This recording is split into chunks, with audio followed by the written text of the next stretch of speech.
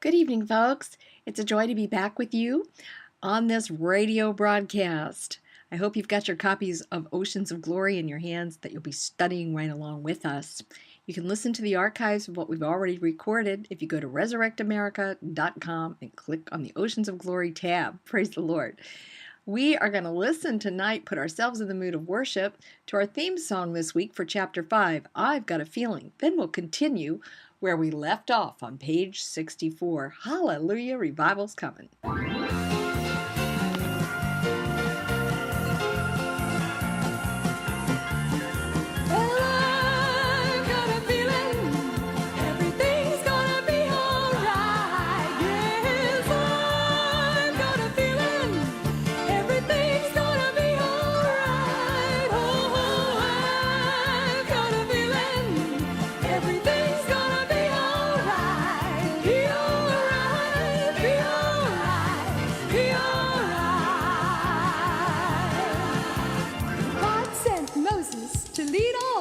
Out. But Pharaoh's heart was hardened, he thought he'd give them the rout. So he chased them all down to the Red Sea shore. He thought he wouldn't have to worry about Moses anymore. But Moses stretched his rod out over the sea, and the Lord answered Moses with a little gentle breeze. I can see Moses now with a smile on his face, telling all God's people with his gentle grace, I've got a feeling everything's gonna be alright. Yes, I've got a feeling everything's gonna be alright. Oh, I've got a feeling everything's gonna be alright. Be alright, be alright, be alright. A little boy named David went out to fight the giant, and everyone laughed at such a funny little sight. A little shepherd boy, armed only with a sling, beside the mighty giant, such a funny little thing. But David said, you come to me with spear and with sword, but I come to you in the name of the Lord. He put in a stone and he gave it a fling, and when it left his hand, David, he began to sing. Oh, I've got a feeling everything's gonna be alright. Yes, I've got a feeling everything's gonna be alright. Oh, I've got a feeling everything's gonna be alright. Be alright, be alright, be alright. And now for the greatest story of them all.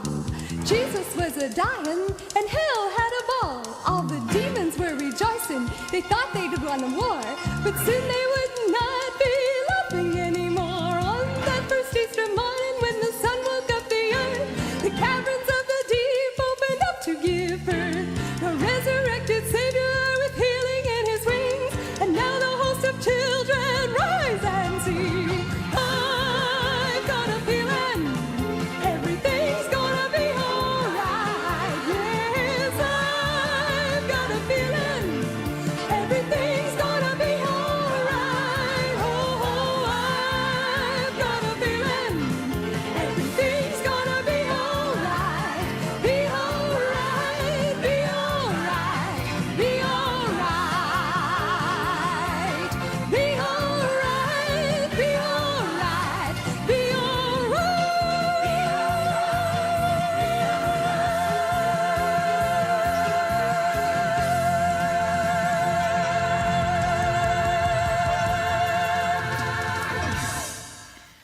Ho, ho, ho, I've got a feeling. Praise the Lord. Today we're going to study about the sounds of ocean glory that change our world, and they will. I am going to be speaking to you and ministering to you with the notes and the words off of page 64 in the Oceans of Glory book. It's published by McDougall Publishers. You can get your copy by going to resurrectamerica.com for an offering of any size. It doesn't even cover our postage. Just send us a note and a memo. Use the donation tab at the top of the page and tell us how to send you the book. If you'd like me to come preach about it in your church and minister with you and get down on our knees and pray till the glory comes, I'd love to do it.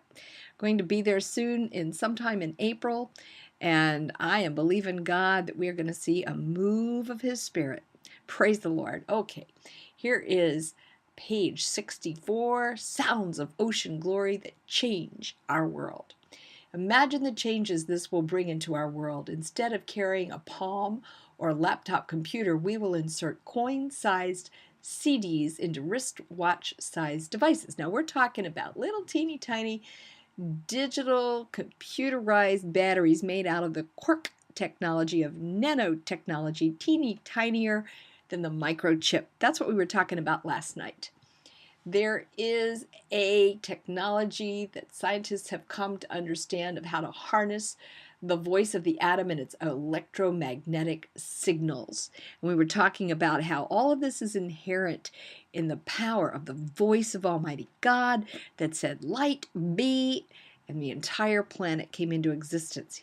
One amazing, phenomenal Selah point to meditate on right there. How vast, how deep is our God. No beginning, no end. He knows science better than we do. And we are just touching the very tad edge of it in the technological world we're in today. It is fun to think that perhaps the book of life is as small or smaller than these quantum computers.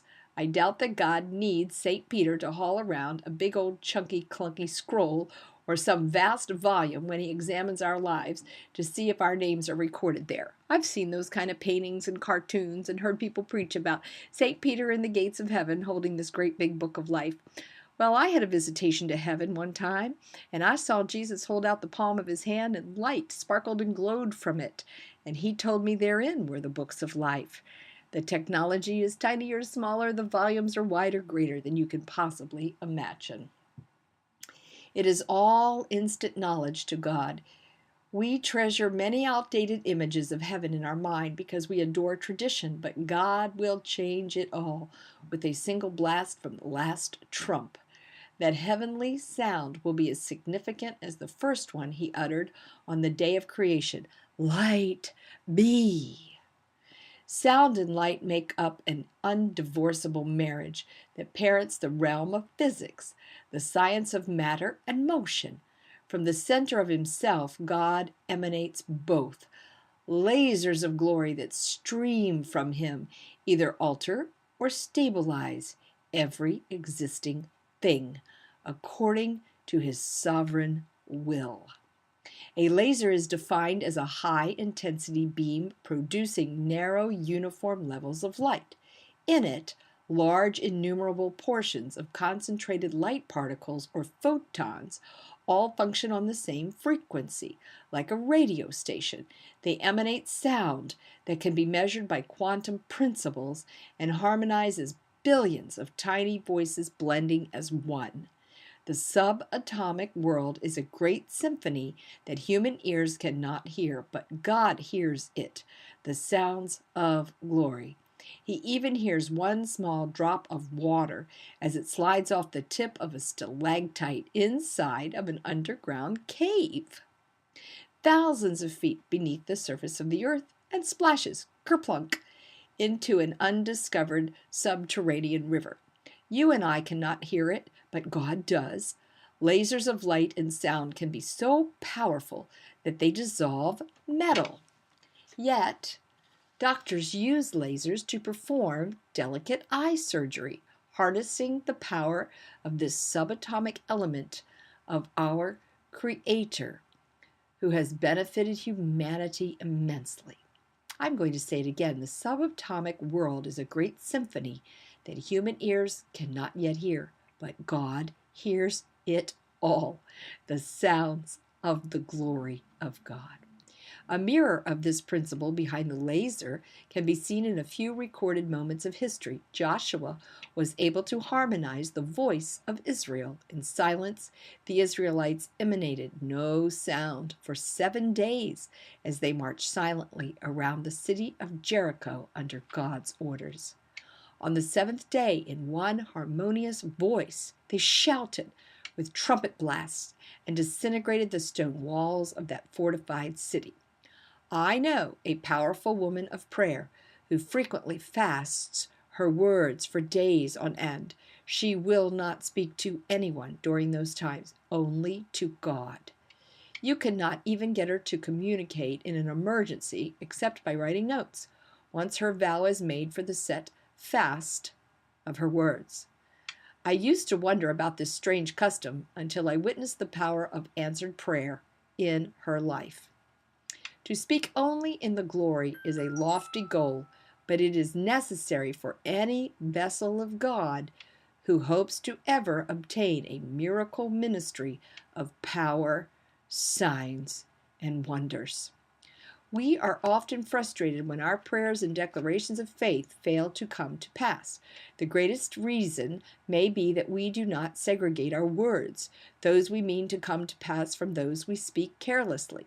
Jesus was a man of few words. He encouraged his followers not to be snared by the words of their mouth. They should let their yea be yea, and their nay be nay. He said, to speak only in the glory is a lofty goal, but it is necessary for obtaining a miracle ministry of power, signs, and wonders. Our focus is to be in the Word and have the Word in us. Sounds that bring miracles to pass. The principle of focused and unified waves of sound may be seen in some of the ministries of great healing evangelists. They understood the need to have choirs singing and congregations joining in worship for hours at a time. When the pitch of their harmony reached a high point, angels could often be heard among them. The phenomenon is recorded in the diaries of Maria Woodward Eder. For example, Catherine Kuhlman would not enter the auditorium until the proper pitch of the glory had been reached. When it came, she could sense that the heavens were open, and then she could graciously call down the needed miracles. In my own times of worship and ministry, I have learned something of this secret. If I will sing a supernaturally high and focused note, it is as if lasers of light emanate from my diaphragm towards the heavens. Sometimes, with the great light and discernment of the Spirit, I have seen those piercing notes blast holes through the tightly woven webs of principalities and powers in the heavenlies over a city. Those anointed sounds and light affect their molecules and scramble their circuits. Ha! They are paralyzed as beings of darkness. For a season, we are ministering there. They are paralyzed as beings of darkness for a season while we are ministering there. Maybe we don't get far enough in our church services because our worship doesn't go to that place yet. I feel that God is glorified in the voice, and I have learned to yield to Him in unusual realms of sound. Because of this revelation, here are just a few of the wonderful experiences that God has given with supernatural volume and pitch in singing. Here are some of them. I'm going to list them for you. Sometimes these high notes are so strong when the Holy Spirit supernaturally gives them to me when I'm singing in the tongues of the Spirit, that they break the pointers on soundboard VU meters. In 1998, the manifestation of His glory through my voice, yielding to Him, blew out the sound system of a commercial theater in Pittsburgh, Kansas. In March of 2000, as we sang the doxology, Holy, Holy, Holy, His glory filled my voice, and the resulting sound blew out the batteries in a man's hearing aids. His ears were healed. I was not using a microphone, and he was seated at the back of the large auditorium at White Horse Christian Center in West Lafayette, Indiana. In 1998, while singing the same song in Malaysia, the unction came to set the microphone down on the stage as I continued to sing. To everyone's shock, the volume only increased 10 times more without the microphone.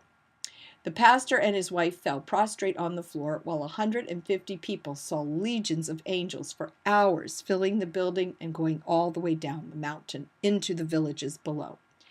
When the hotel owners came to turn our volume down, they were shocked at what they saw and heard. There was no microphone in my hand to turn down. The sound was only coming out of my spirit, and my physical diaphragm, one small human being with the sounds of glory. In 1999, once again in Malaysia, ministers of that city asked God to use my voice to pierce the heavens with praise in preparation for a first ever healing crusade in the 100,000-seat outdoor stadium of a Muslim city later that month. Without a microphone, my natural voice became supernaturally charged with the glory and could be heard clearly on the far side of the arena.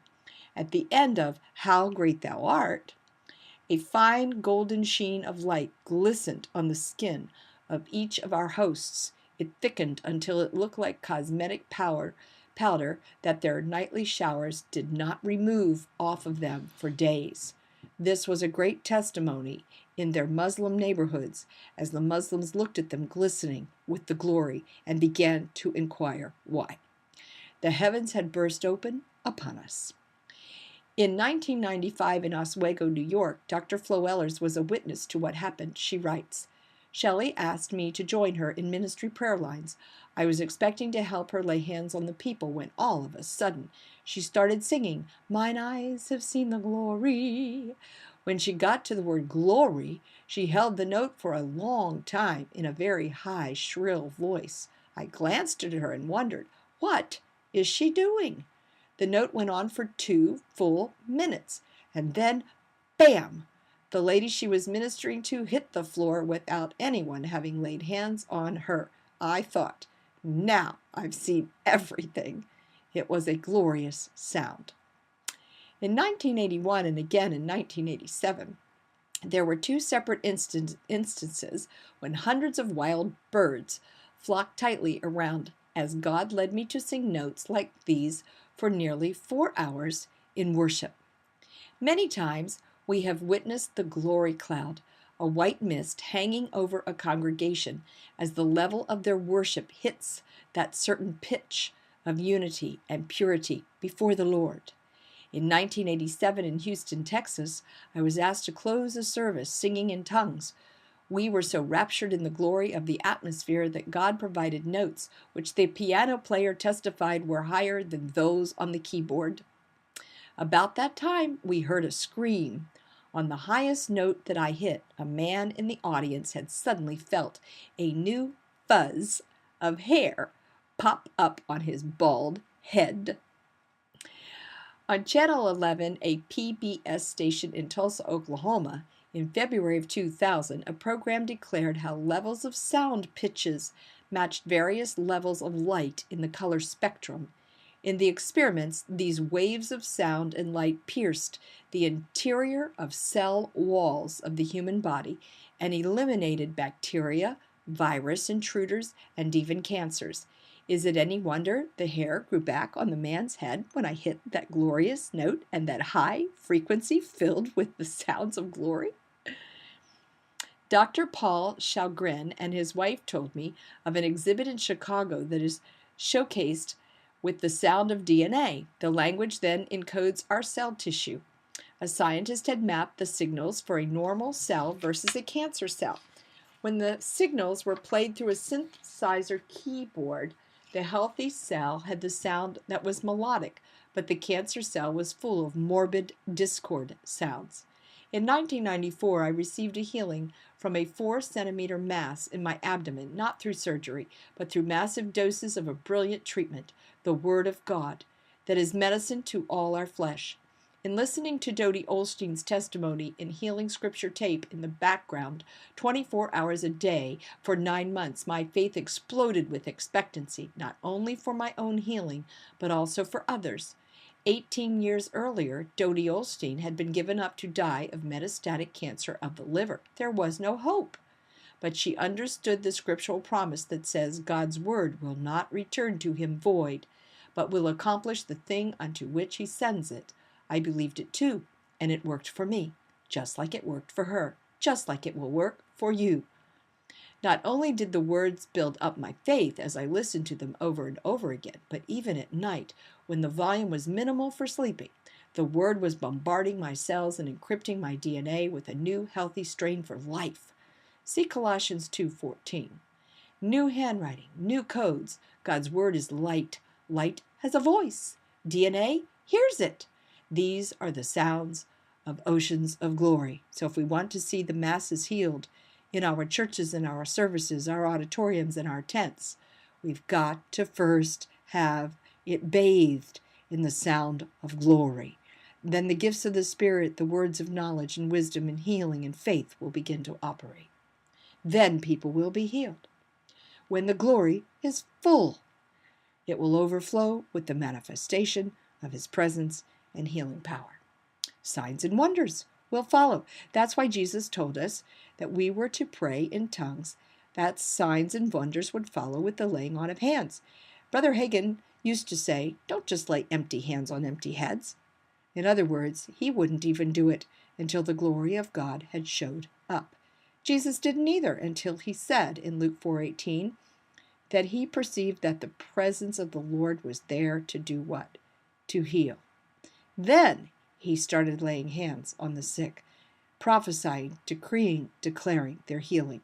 Then, in the manifestation of the Holy Spirit's presence, where they had arrived to, the signs and wonders and miracles began to flow. Are these things new? No. In the Great Awakening of the 1700s, Benjamin Franklin was converted to Christ when he but heard the voice of his friend George Whitefield, the great evangelist, and put it to a test. George Whitefield was preaching to a crowd of thousands with no microphone, of course, in the 1700s. Benjamin Franklin was measuring out the distance from the city where the orator's mighty, glory-filled words could still be heard. 1 mile, 2 miles, 3 miles, almost 5 miles. And Benjamin Franklin could still hear George Whitefield without a microphone in the 1700s preaching? Whew! Mr. Franklin could still hear the convicting salvation message.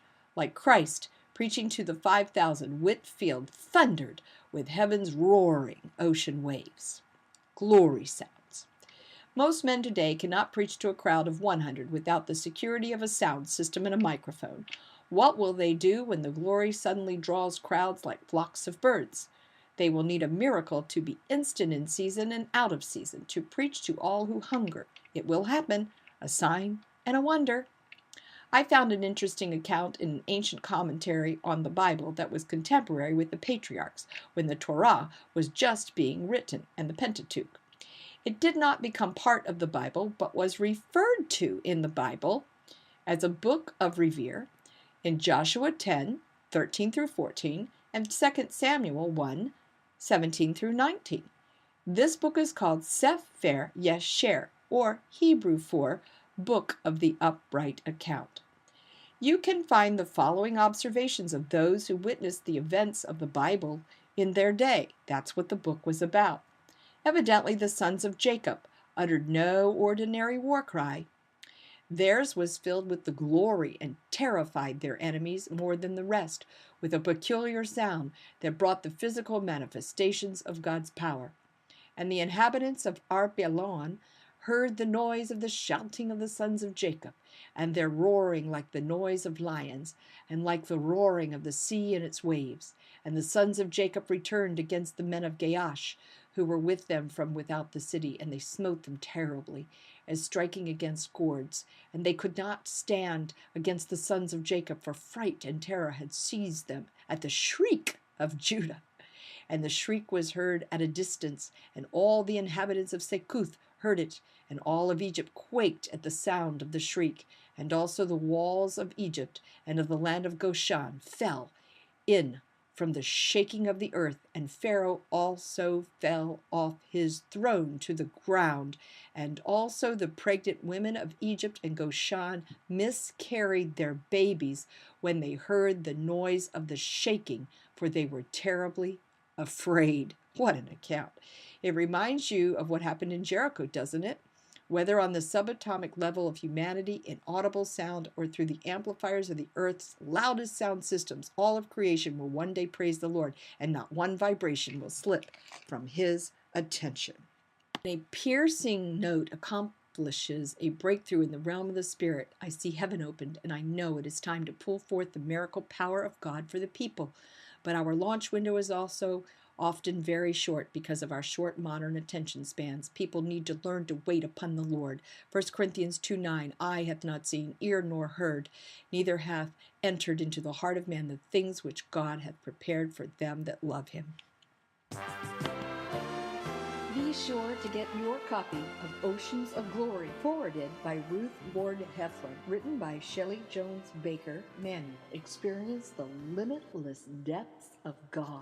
The river of God revived us. Now follow it to the oceans. Ocean-sized waves of the glory of God are destined to hit this planet in our century. Who will join in the battles of prayer to position souls for this glorious harvest event? This is a recommendation by Jeff Johns, the pastor of White Horse Christian Center. Shelli Baker Manuel is a faithful minister of the gospel, and her message is powerful and anointed. She is blessing our church and has equipped many members of the body of Christ for the work of the ministry. Bob Shadows, a pastor evangelist, wrote, I first met Shelli Baker Manuel at Reverend Ruth Ward Heflin's camp meeting some time ago. She is one of the most talented people I know. More importantly, Shelli has a true anointing of the glory of God on her life, and she is being used to bring unity and a deeper commitment within the body of Christ. Your life will be changed as you read this book, published by McDougall Publishing and is now being distributed by Awakening Unlimited. Visit us at the awakeningunlimited.org website. Click on the book tab. Or thank you for calling us today. Receive your free gift by contacting us at www.awakeningunlimited.org. Be sure to click the radio tab or call us at 508-364-6797 or write us at 759 CJC Highway 272, Cohasset, Massachusetts 02025. God bless you and God bless America.